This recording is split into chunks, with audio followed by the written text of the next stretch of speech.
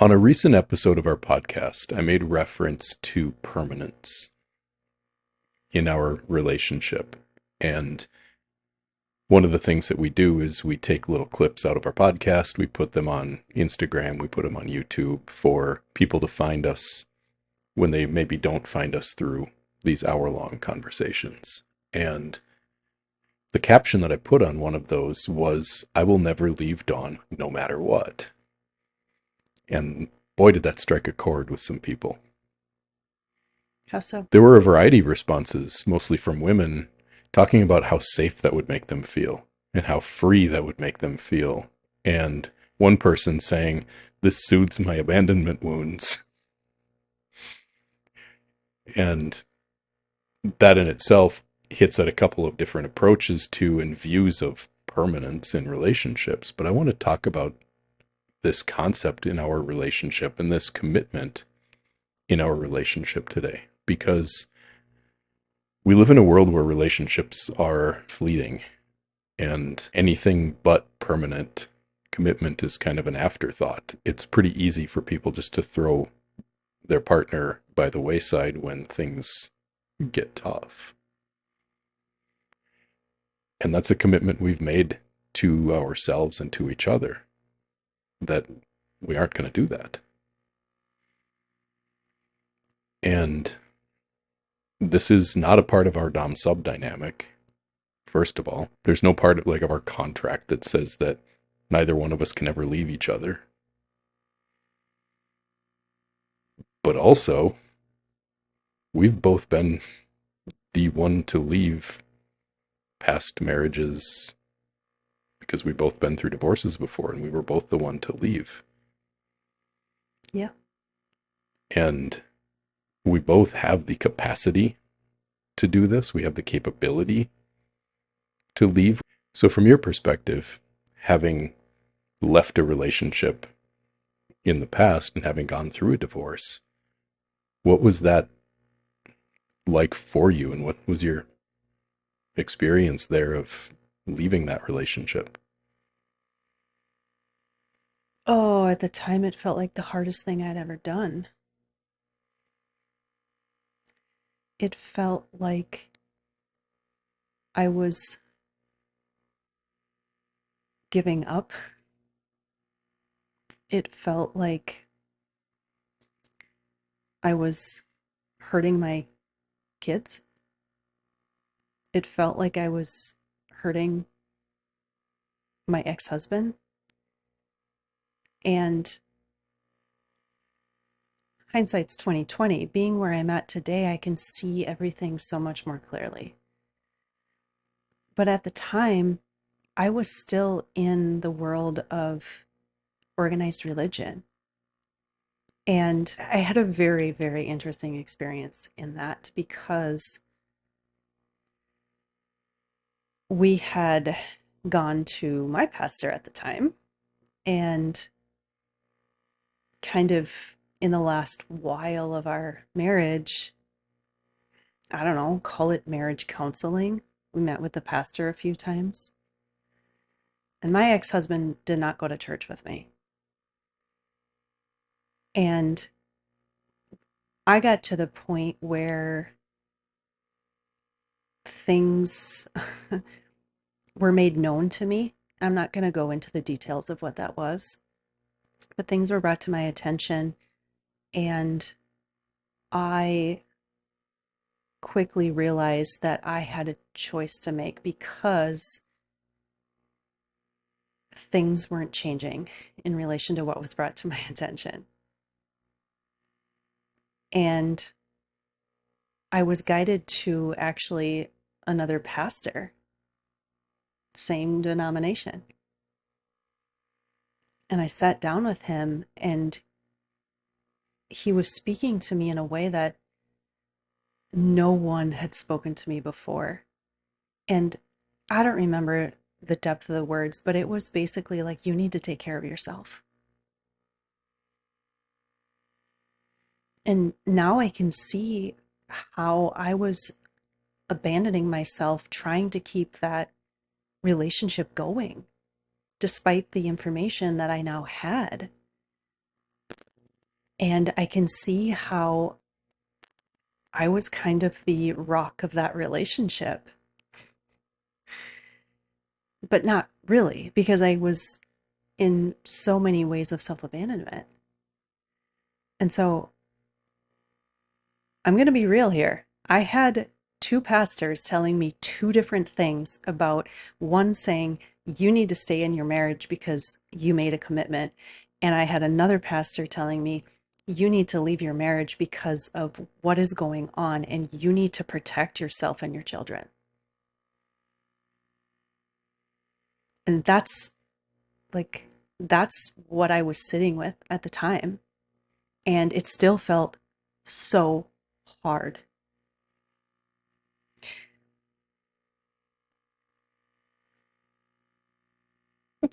Just thinking back to the depths of what the position I was in, like, I did not want to tear my family apart. And that's what I felt like I was doing. But if I would have stayed in that relationship, I can't say that I'd be connected to my own soul in the way that I am today. And so I have found so much healing in being with all of the depths of what was my foundation inside of me that led me even to that relationship. Mhm. And there's been a lot of tears, a lot of seeing myself, and a lot of grace and forgiveness and compassion for myself, but also for him. And he was who he was. And I've come to peace with that relationship dissolving and just being what it was for me and call it a stepping stone. And in my case, there were no children and there was no religious belief that was keeping me tied to that marriage. There was just it was a very immature relationship. We were 21 and 20 when we got married and didn't know who we were. We didn't know what we were doing. We didn't know what we were getting ourselves into at all. And the growing pains of our 20s with two people who are both trying to figure out who they are, we probably made every mistake in the book in terms of how you would set up the foundation of a relationship that would last. And there was infidelity, there was a lot of lack of connection and passion in that relationship. It was both of our old ego patterns kicking in and getting activated by each other. And things weren't working for us at all. And so eventually I left that relationship. So we we both have these experiences of having been in relationships that were not permanent. Yeah. And we were the ones to end them. Mm-hmm. And at some point along the way in our relationship, especially over the last 5 years, we've really come to this point of making the conscious, I'll say positive decision that this relationship is permanent, that we're in this for good. I'm in it for good. I will not leave, no matter what. Too. But I can't say that we've always been at that awareness either, No, because we are not the same people today as we were when we got married on the beach in Key West. And marriage at that time definitely felt like a commitment. Like I was saying yes to you in permanence, to the conscious awareness I had. And it's been only through our journey together when we actively started seeking our own soul's freedom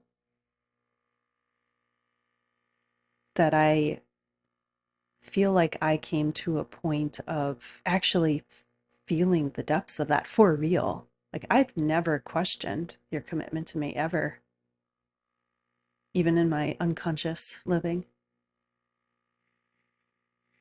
And I do believe that that speaks to our soul's union, and even unconsciously being able to feel that. When I say that this commitment and this permanence is a positive decision, I want to talk about what I mean by a positive decision here for a minute. Because a negative decision, in the way that I define this, is a decision that we make to get away from something or to avoid something. So, to me, this commitment that I'm in this relationship for good for the rest of my life means that this is what I want. This is how I want my life to be, and this is what I'm committed to showing up for. What I don't mean is I'm going to promise never to leave you, so you promise never to leave me, so that neither one of us ever has to feel abandoned. Covert contract. Right. And these kind of commitments, they can be extremely powerful tools to activate our true self and to help us come into authenticity. Mm-hmm. They can also be ways to avoid pain. Absolutely. So when I say positive decision, I mean this is a choice. And we used to tell each other all the time that I choose you every day. And I still do, but it's not that I'm choosing between am I going to keep you or ditch you every day? I'm choosing every day between am I going to show up for you all the way, or am I going to revert to my old patterns? Am I going to fall into ego? Am I going to avoid pain? Am I going to get triggered and lash out? All of those ways that I would be not showing up for you as the best that I can be. That's the choice I'm making every day. Yeah, and that's a very important distinction. And truly, what has allowed me to come to that for myself is experiencing your leadership in that commitment to yourself, to us. Like, the depths of freedom inside of my own life experience that I feel for real. It's not just in the mind. Like, I feel it. And our commitment to each other is no doubt a huge part of that for me. It's something I'm really proud to model as a part of what we do with this podcast, with our social media, to be able to teach about relationships from the perspective of we're in this for good. And it doesn't mean it's always easy. Oh, It means that we're in it even when it's hard. yeah. And it's pretty easy to teach about relationships when you're single. And it's pretty easy to teach about relationships when you are in a new relationship energy with someone new and talking about how great it is. But it's something I'm very proud of. What we get to offer and model to people is 13 years of marriage, 15 plus years together in relationship. And if I'm alive for 80 more years and you are too, I'm still going to be here. Fuck me too. That came out funny. It did come out funny, and we are not going to cut that out. Watch for that on the next Instagram reel. Punctuation matters. So this commitment, it makes all kinds of things possible. Yeah, kind of already jumped to that. You did some, but I'd like to hear anything else you have to say about what it's really made possible for you to know the commitment that I have for you and the commitment you've made to me. What is that for you? It's everything. Again, I'm going to go back to a little bit of what I just shared before. But this word freedom, I've had like mixed, a dance in relationship with that word, let me call it, because when we first started using that word back when we actually were free and fit.life, The old days of our Instagram? the associations with the word freedom were not about my internal experience. And through all of the work that I've done, it all starts with understanding these things from your mind and hearing them, opening your perception of them, feeling into what is the truth in everything. It's challenging belief systems and like foundational things about life in pursuit of truth. And then along the way, this word freedom kind of came back around, and like I've used liberation, which is also true. It's so hard to put the internal experience into words sometimes because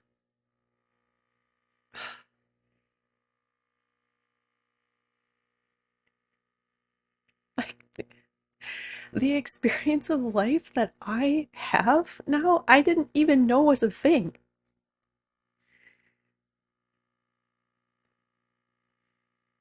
To be living what feels like connected to a truth and love of God through my body. If you would have told me that even 10 years ago, I would have been like, what are you talking about? Been like, yeah, I got that. But like, it's true. It's true freedom from so many things that I didn't know was only limiting the experience of life that I am here to have.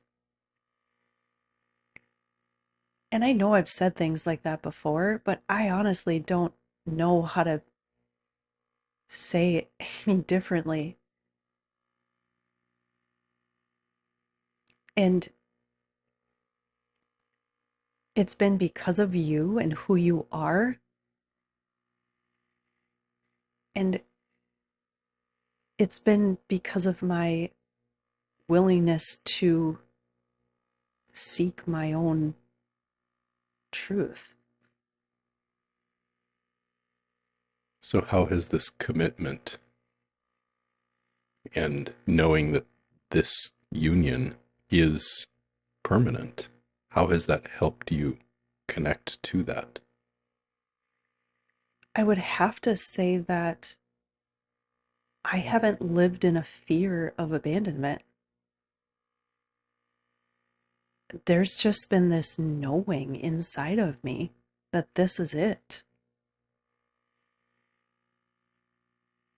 Even when things were challenging, even when we walked through fires together, the the feeling of walking through those things hand in hand, no matter what, like we are together. Wow, like I feel so provided for and taken care of in a way that I can't speak to the opposite. it's been like we've been together so long, and I have felt the commitment in each other, in myself to you, and vice versa. But the conscious awareness to it and the depth of the soul connection has only deepened. Some of the ways that that has played out has been a certain level of freedom for you to explore who you are, and Yeah. knowing that you can kind of go play and figure out who you are. Because having kids young, you were really a kid when you had kids, and then you were raising kids, and now in your 40s with adult children, you're in a place where you are getting to figure out who you really are. Yeah. I will add, just for information for our listeners, I became a mom at 19 years old. I was still a child myself. I did not know who I was. And my role in life then became taking care of my child. And then that became two children. And I was not modeled anything about take care of yourself. Did not hear you matter. And I was modeled self sacrifice. And that's what I did. So, where we are now, one of the things that I know that this commitment to knowing that you have the permanence of this relationship has allowed you to do is to, like I said, play a little bit and explore what is it that who you really are, Yeah. and not be afraid of upsetting me, not be afraid that I'm not going to like who you become, or that you could do anything to push me away. Thank you for sharing all of that, because when I live that, and I feel like I've lived that for a long time, frankly, sometimes I forget about, like,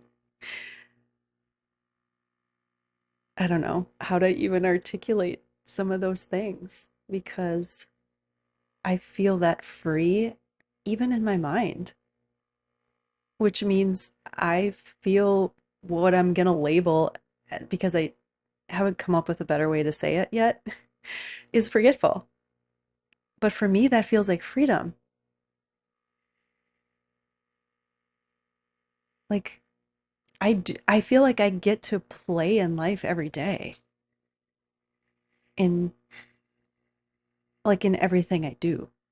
So thank you for pointing that out, because that is 100% true. A part of what this permanence or this eternal commitment that we've made to each other does for me is it gives me the permission and, I guess, the ability to be imperfect in the ways that I go about my life. I don't have to be perfect to avoid upsetting you. I don't have to be perfect to not scare you away. I can make mistakes in the way that I lead, in the way that I live my life. I can screw up, and I most certainly have. But I know the loyalty and the commitment and the love of you and who you are is still going to be standing there, even if I do make mistakes. And in part, what that helps is for me, and I would love to hear your side of if you have any thoughts on the perfect and mistakes thing on your side, but one of the things that it does for me, taking that pressure off means I actually fuck up less. I actually make fewer mistakes or do less dumb things than I used to. The more conscious I've become of the intentionality behind this commitment.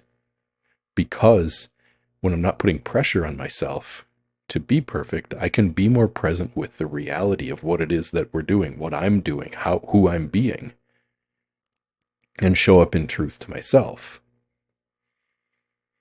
So when I remove the pressure on myself of any fear of abandonment on my side, and I know that this is here, this is real, and now I can focus on being the best I can be, which makes me the best partner for you too.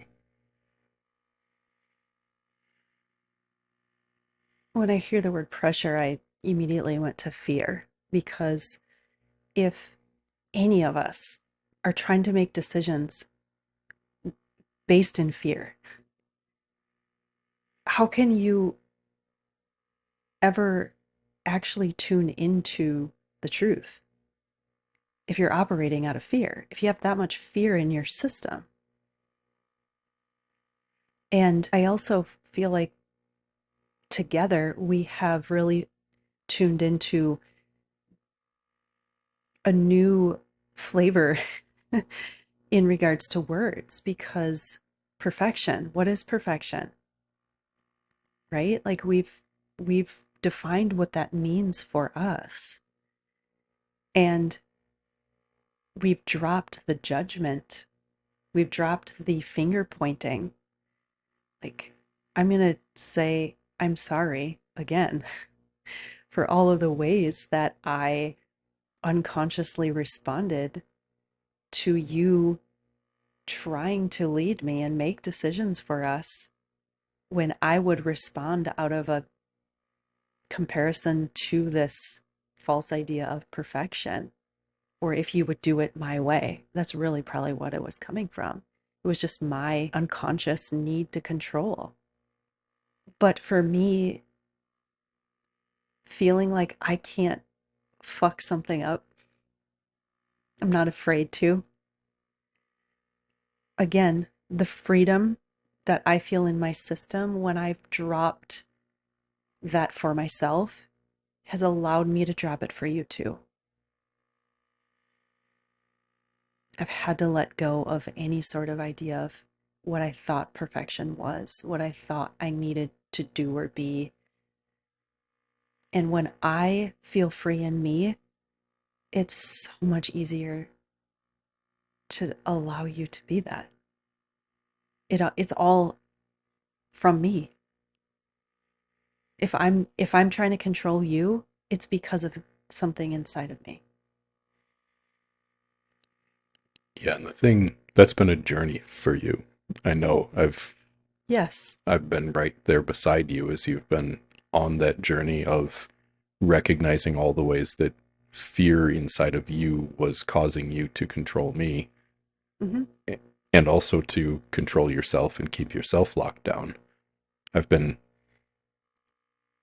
right there with you along the way, trying to show you the places that you've been doing this to yourself and the ways that you've been hurting yourself in it. You haven't always wanted to hear when I've had those things to tell you, but that's because pointing them out is pointing out the ego, and the ego hates to be seen. Always. And even knowing that, sometimes I still would respond in ways that I'm not so proud of.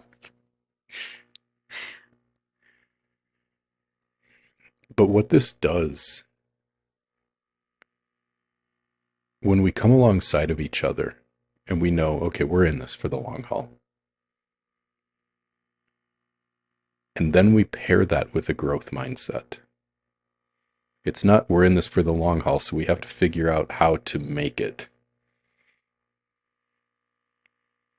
It's we're in this for the long haul, so let's figure out how good it can be. Yeah, again, a very important distinction. There are lots of couples who are married for a long time who are very unhappy, and celebrating that commitment kind of seems like a farce. because there might have been a commitment not to leave, and that is integrity to a certain point. But where's the integrity to speaking up for your own needs and for encouraging your partner to speak up for theirs and living the best life possible?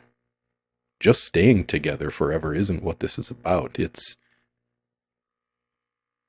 letting that make it possible for us to create a connection and create freedom within each other that allows us to live the best life we can possibly live.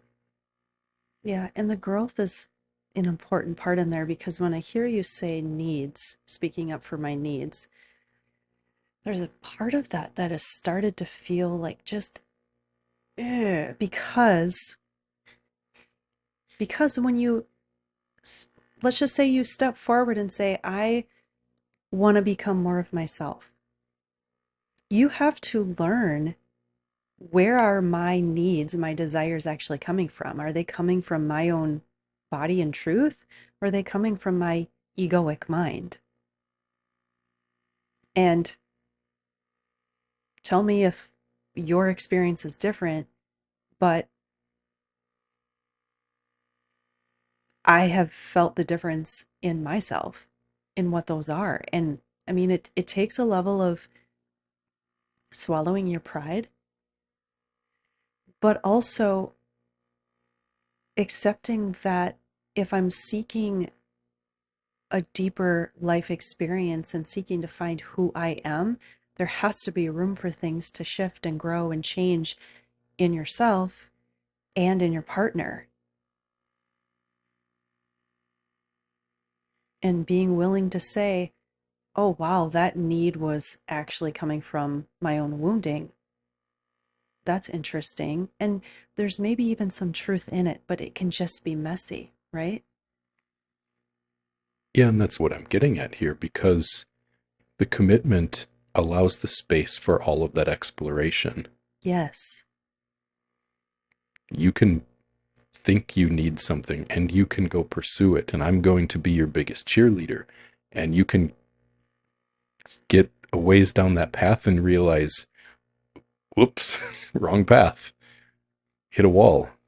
No, it's not wrong path because it will always lead me to more of me. Right. But you don't have to be afraid about going down Nope. a path that didn't turn out to be the right one. We aren't going to outgrow each other because we're growing together. Exactly. That is a very good way to put it.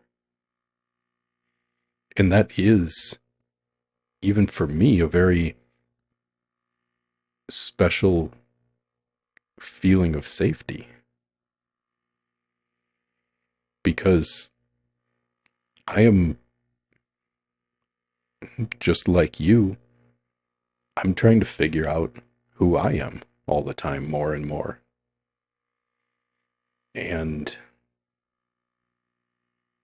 having the ability to play for myself in sorting out who it is that I am, what it is that I need, and knowing that I have a cheerleader and a supporter, and that I can make mistakes. And this is all in pursuit of authenticity, but this is what the growth mindset makes possible because we're growing together. And that growth isn't always going to be clean. It's not always going to be perfect. It's going to get messy sometimes. But we can laugh about it together because we are doing it together. Yeah. There, I've heard so many times, even growing up, like marriages take work. Yep. The platitude of, Yeah. And yes, absolutely. But are you actually doing the work to be yourself? Are you actually learning how to communicate? Are you actually being a cheerleader for each other in the pursuit of authenticity? Because I'm going to say that a lot of relationships would work if that was the foundation. Now, I'm not giving judgment to anything about relationships not working at all, because I do believe that everything is working for us to show us more of who we are. But I also can say that if two people are committed to this, the relationship is going to work. Right, because the relationship started for a reason. Right. You wouldn't be in that relationship if there wasn't something pulling you together. Right. And, sure, there's also room for realizing like our time is up together for some people. Like, but it has to come from a place of authenticity and not unconscious give up. Another topic I want to talk about on this episode is the vulnerability of this commitment. It's one of the reasons that people are afraid of making a permanent commitment to a partner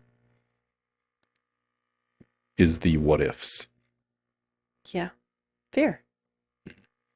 I can imagine some of the men that might listen to this podcast coming to me and say, "Well, what if she did this? Then you'd leave her, right? What if she No, it does not matter. You cannot do anything. Does that make me vulnerable? Fuck yes, it does. Does it make you vulnerable? Yeah. That's why people fear this kind of commitment and committing to a permanent relationship, because it throws you wide open to being hurt. Yeah. Fear of being hurt holds a lot of people back from many things in life. Fear of pain. And it's always a fear of pain out there, overlooking the pain that's already inside of the self abandonment.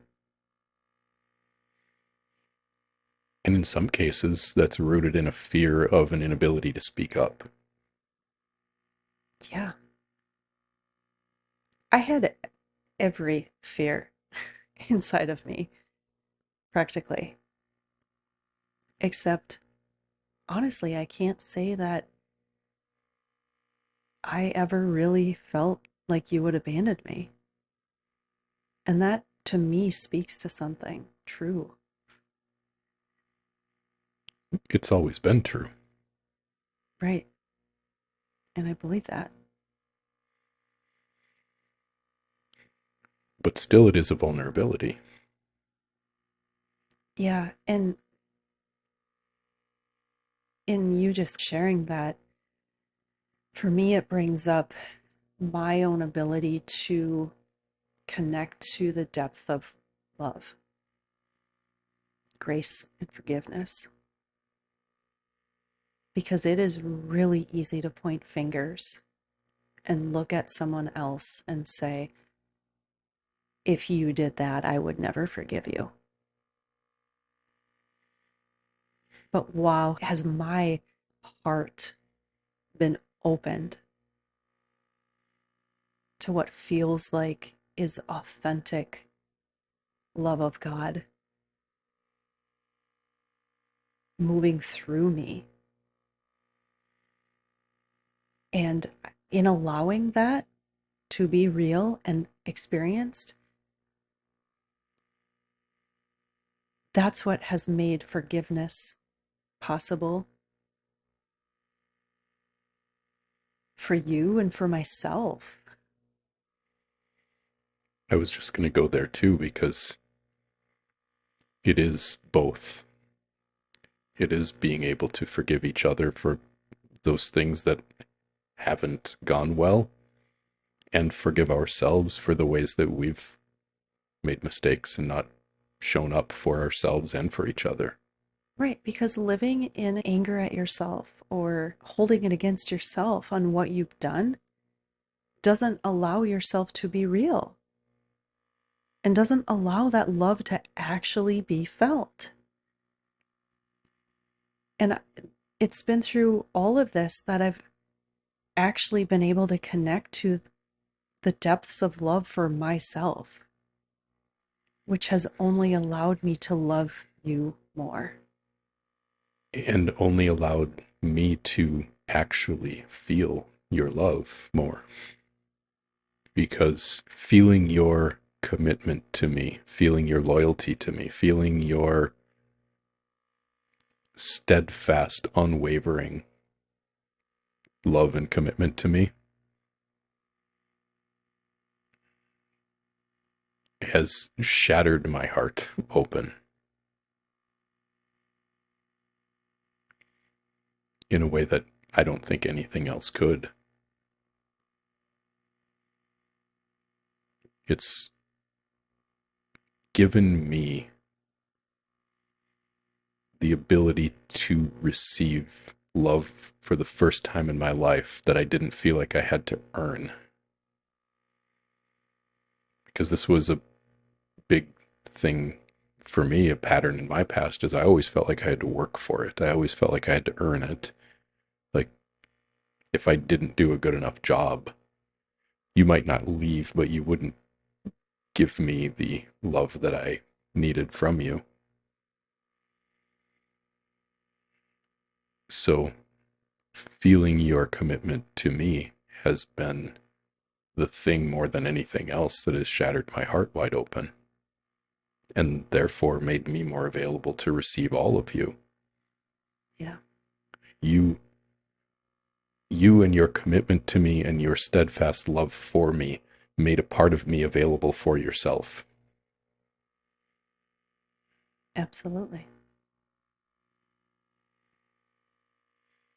And that's just one of the many things that gets to happen when we are in a container in a relationship where there is no question of whether or not it's going to continue.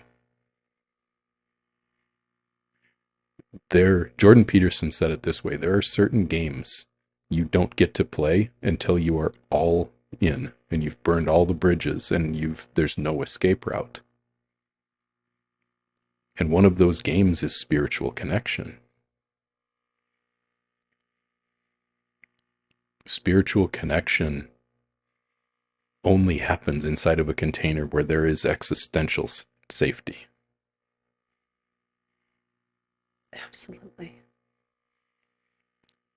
Can there be some level of spirituality in a connection that isn't permanent and lifelong and forever? Of course there can.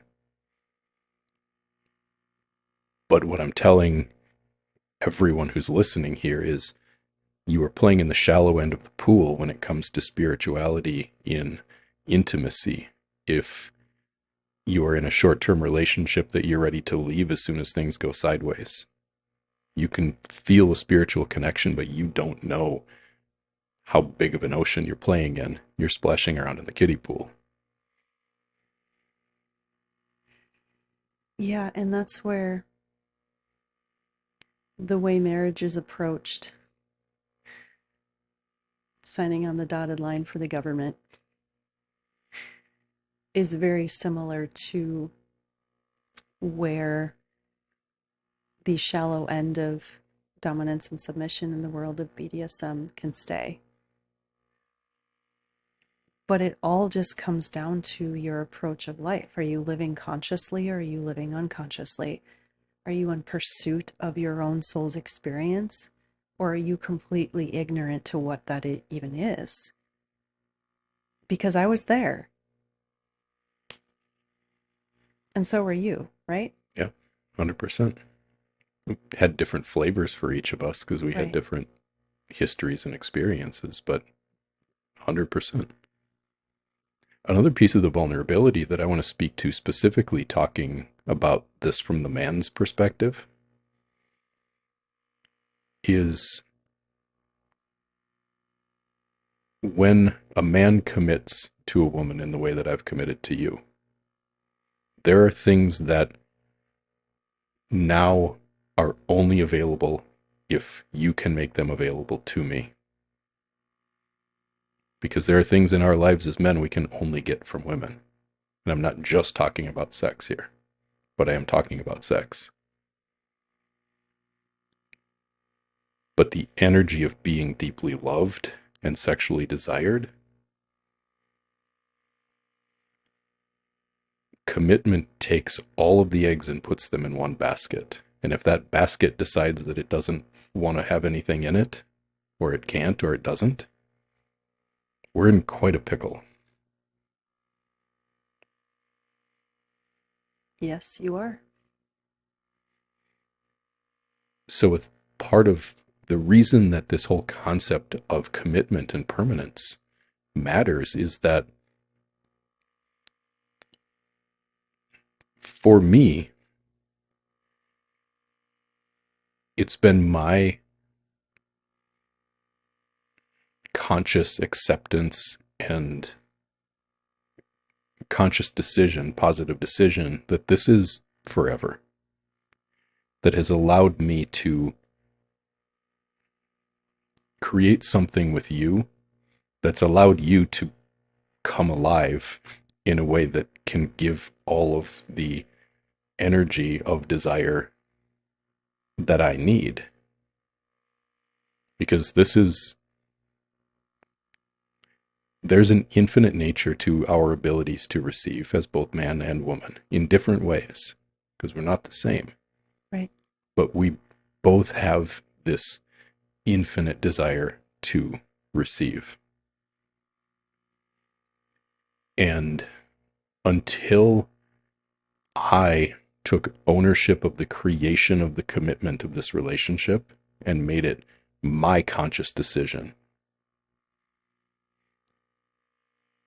even a question mark in my mind of thinking about a way that there could be an out, there's an energy of having one foot in and one foot out that will not allow your body to truly feel everything that it can. Go ahead. And this is my side of how I create something for myself by giving it to you, by surrendering to the unknown of whether or not you're going to give back to me, and showing up and saying, I'm here no matter what. Whether you can meet me in what I need from you or not, I'm still here for you no matter what. It's that level of surrender and vulnerability that most men are afraid of because they're afraid they're not going to get back. Thank you for bringing that up. That is a very, very important point because we feel as women, and I felt that in you. And we both have watched what that has made possible in me and the desire that has been experienced, the intensity, the passion on a regular basis.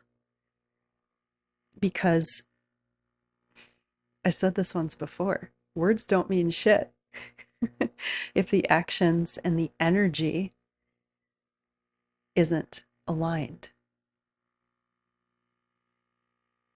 And so, yes, I heard you share that commitment with me, but I felt the commitment in you.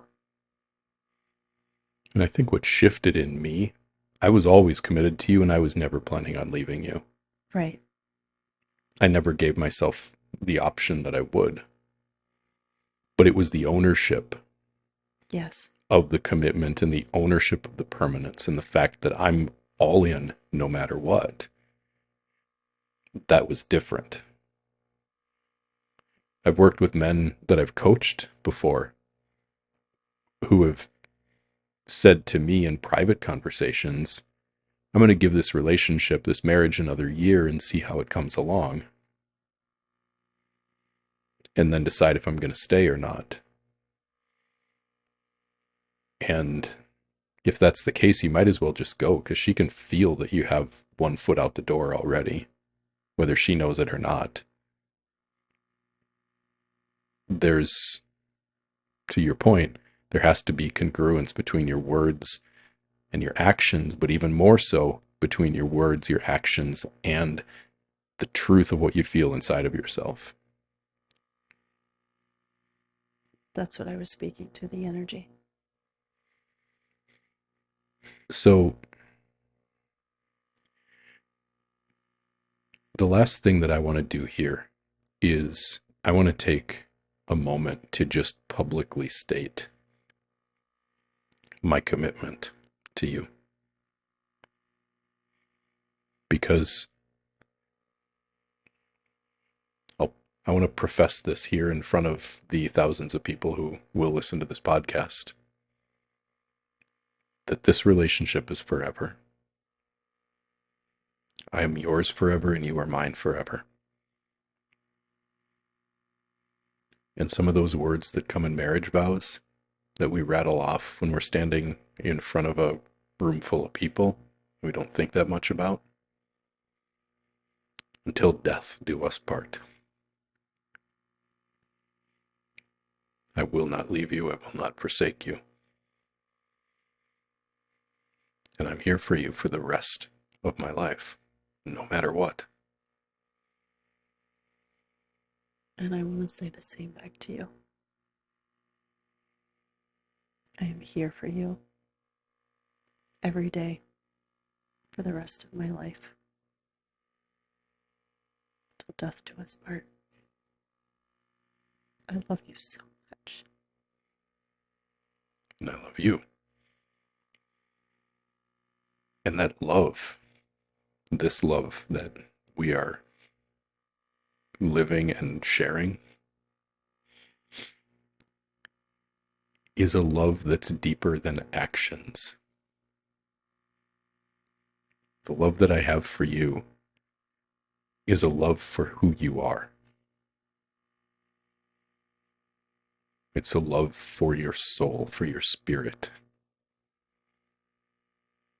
And that's why you can't do anything to change it. Because I love the part of you that never changes.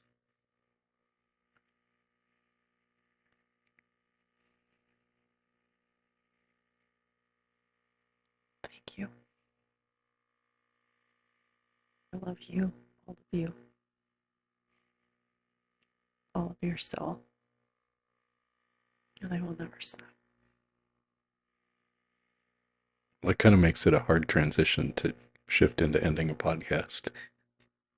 But I am very proud to be able to profess the permanence of my love for you and to share that as an example of why this is worth it in a world where people are so quick to discard each other and so quick to drop each other when things aren't perfect.